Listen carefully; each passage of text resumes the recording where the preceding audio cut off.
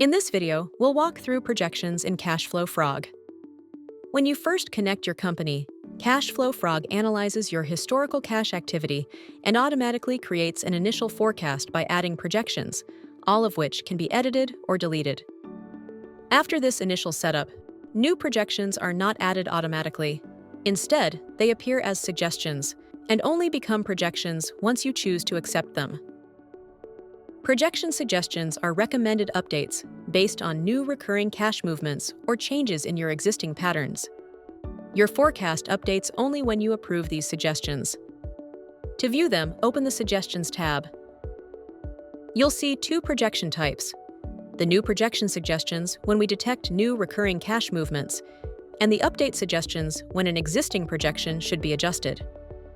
If you want to modify any details, click the pencil icon and you can update the details.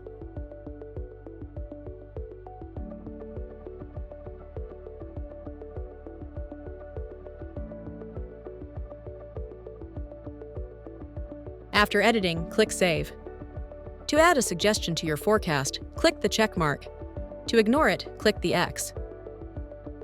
Any suggestions you approve will appear in your forecast.